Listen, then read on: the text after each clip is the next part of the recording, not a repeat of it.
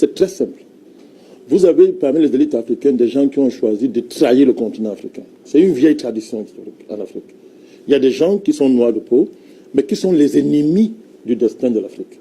Il ne faut pas croire, et il suffit pour ça qu'on les promette, qu'on les assure de les enrichir, elles et leur famille. C'est le cas de M. Ouattara, si on parle de lui. Il n'est pas le premier, il n'inaugure pas cette tradition, mais c'est son cas particulièrement en Afrique. M. Ouattara incarne le projet de recolonisation du continent africain. J'ai dit ici qu'il est la plus grande catastrophe qui nous arrive depuis 50 ans. Depuis 6 ans, je le dis ici. Depuis 50 ans, ce monsieur est la plus grande catastrophe qui soit arrivée au continent africain. Parce qu'il est l'incarnation du projet de recolonisation. Pour la simple raison qu'on lui a garanti des richesses, lui et sa famille, il peut être milliardaire, il a décidé de vendre le continent tout entier. Il est le pion, c'est-à-dire jamais un Africain n'est allé à ce niveau. Jamais. Parce que si nous considérons que les nouvelles générations aujourd'hui, nous avons assez plus de connaissances que les générations passées, alors on a affaire au plus grand traître de l'histoire de l'Afrique. C'est de cela qu'il s'agit. Donc, si on veut parler de la fanfaronnade de ce monsieur, bon, on s'amuse, mais est-ce qu'on peut parler d'économie en Afrique? Est-ce qu'il y a une économie en Afrique? Parce que la condition de faire l'économie, c'est d'abord de vous libérer politiquement. C'est le b.a.-ba. Nulle part au monde on a vu une nation faire de l'économie alors qu'elle n'est pas libre politiquement. Quand vous n'êtes pas libre politiquement et on vous demande de faire l'économie, ça s'appelle l'esclavage. Vous ne trouvez pas pour vous. Le reste qu'on a, c'est des histoires à embêter les gens. On parle que il n'est pas possible de parler d'économie dans un pays africain tant qu'on n'est pas libre politiquement. Et comme on montre dans l'histoire, où est-ce qu'il y a eu l'inverse, où les gens ont bâti une économie alors que politiquement ils ne sont pas libres. Donc on a affaire à une bande d'esclavagistes, de néocolons, de traîtres qui ont décidé qu'ils vont marcher sur le sang des Africains pour atteindre leurs objectifs. La vraie réponse à avoir, lui, c'est de savoir si est-ce que nous on tolère ça. Et qu'est-ce qu'on fait pour empêcher ça? Voilà le débat. On parle de quelle monnaie unique? Mais vous êtes sérieux quoi? Quelle monnaie unique? Monnaie unique, c'est le nouveau nom du franc CFA, c'est tout. C'est le nouveau nom que la France peut donner au franc CFA, parce que la France a honte désormais. Nous avons démontré que c'est un État criminel, c'est un État, c'est le dernier empire colonial en plein 21e siècle, dont il faut maquiller la question du franc CFA. Parce que même les Allemands qui sont les partenaires disent que mais vous siphonnez 400 milliards de dollars par an aux Africains. Chaque... Non, c'est pas moi par an, je crois. C'est pas moi par an. Par an. Bon, et ça, c'est une sous-évaluation. Oui. Très sous-évaluation. Parce que ce que les Allemands prennent en compte n'a rien à voir avec toute la réalité du compte d'opération. Mais ils disent quand même que bon, vous siphonnez 400 milliards par an aux Africains. Mais les Allemands le disent. Ça veut dire que même entre eux, ils disent que bon, ok, quand même, c'est entre nous, mais comme toi, tu fais quand même trop fort. Tu fais quand même trop fort. Oui. Alors, pendant que nous, les Allemands, nous n'avons pas d'empire colonial, on compte quand même sur nous, mais toi, tu as un empire colonial en plein 21e siècle et tu as des avantages de 400 milliards de dollars par an que tu siphonnes. Donc ça pose quand même un problème. Il faut habiller ça. C'est tout, il faut habiller ça. C'est pour ça que la France était au premier plan pour tuer Kadhafi. Les gens savent, ils ont un agenda clair où ils vont. Première action qu'ils ont posée, liquidation de Laurent Gbagbo. Dans les conditions que l'on sait. Ils ont fait de ce monsieur qui n'est pas ivoirien, qui a honte de son pays d'origine. Il a honte de dire qu'il est burkinabé, il a honte d'être burkinabé. Il s'est autoproclamé ivoirien. Et on l'a placé par les voies que vous connaissez. J'ai jamais vu dans le monde. Un monsieur qu'on appelle Sarkozy, qui maintenant est un agent commercial de multinationale, c'est-à-dire on avait affaire à un gangster, un voyou, un bandit de grand chemin. Il s'est mis en Inde, il a dit que dans 3 jours, on va Gbagbo de partir. Et on a vu l'armée française aller entrer dans un palais présidentiel. Lorsque les images ont fait le tour du monde, ils ont rapidement enlevé que c'est honteux. Bon, allez, mettons Guillaume Soro devant les autres pour dire que bon, ce sont les rebelles. Mais on les a vus, on a vu les soldats blancs français entrer au palais présidentiel pour enlever quelqu'un, pour placer ce monsieur. C'était pourquoi? On l'a mis là pourquoi selon vous? Pour vos beaux yeux, on l'a mis là pour détruire le continent africain. Et le but de la France, c'est de reconstituer son empire colonial. Parce que si elle perd ça, la France n'existe plus. Mais vous parlez de quoi? Mais c'est une affaire de vie ou de mort. Si la France perd son empire, elle n'existe plus. La France est en train de devenir un label. On y met tout n'importe quoi. La France met monsieur comme Macron président. Vous savez ce que ça veut dire, monsieur Macron? Ils sont le pote président. C'est Rothschild qui l'a mis là. Donc les gars, c'est une affaire de vie ou de mort. Tant qu'ils ne constituent pas leur empire colonial, la France n'existe plus. Eh bien, elle a mis sur une stratégie Elle a fait des alliances avec les Américains, mais le but est clair. On a tué Kadhafi. Quand Kadhafi était vivant, le roi du Maroc parlait. Arrêtez de distraire les gens avec les histoires d'économie, ça n'existe pas en Afrique. Quand Kadhafi était vivant, le roi du Maroc parlait. Il ne parlait pas. Kadhafi nous disait que tu parles, je vais te gifler. Il ne parlait pas. On a tué Kadhafi. Et dès qu'il est mort, qu'est-ce que ça vous fait? Subitement, le Maroc devient le pays le plus développé d'Afrique. Il a tellement d'argent que tous les pays africains.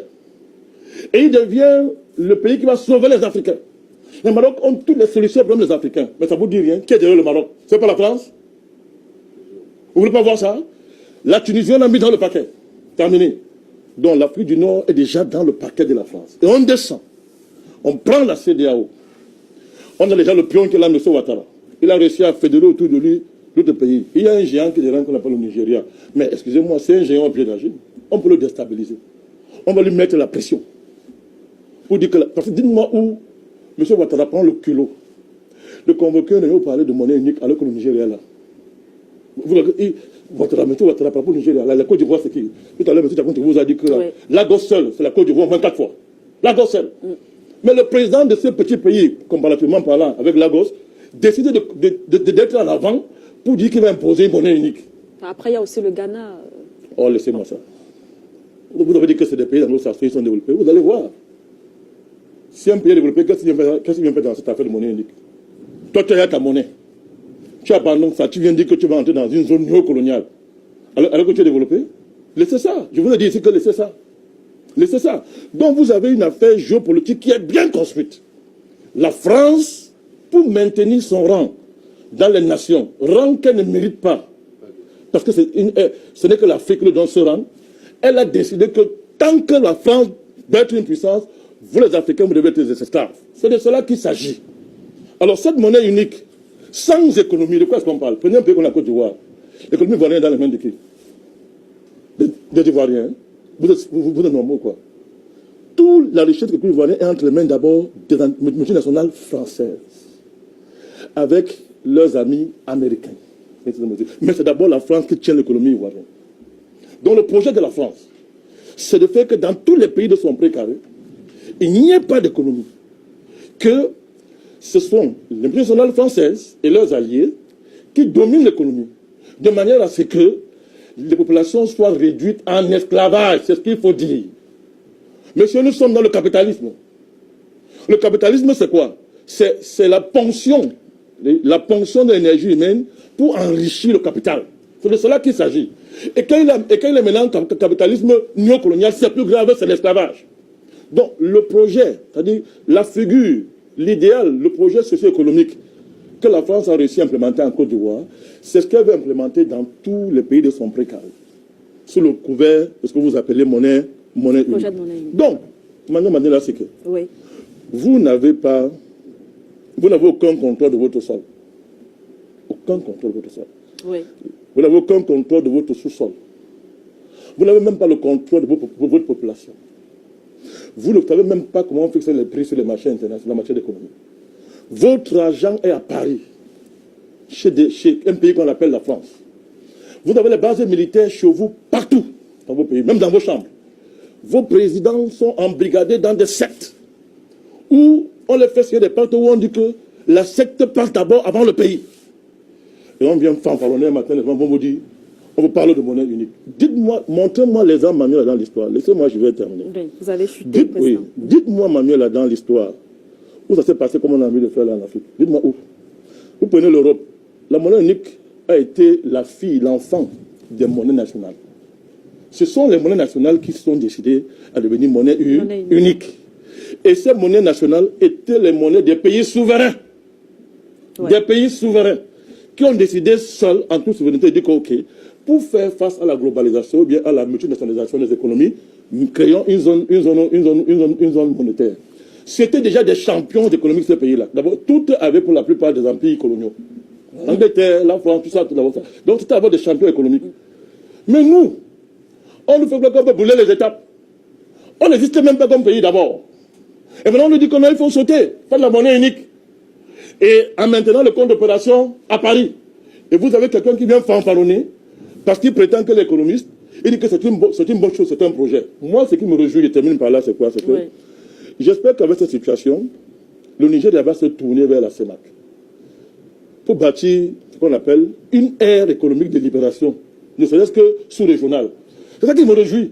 Que bon, maintenant que le Nigeria est déjà attaqué, parce que la France ne va pas s'arrêter là. Elle est prête à déstabiliser le Nigeria.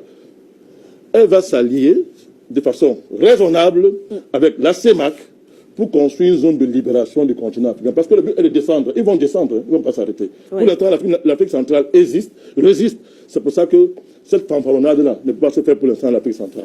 Mais c'est une bonne chose que le Nigeria maintenant tape le poing sur la table et dit à Paris, OK, pourquoi on appelle la marche, qu'on détruit d'abord le compte d'opéra. Compte d'opération. Mais vous demandez à Paris de le faire, vous demandez à Paris de boire la mer.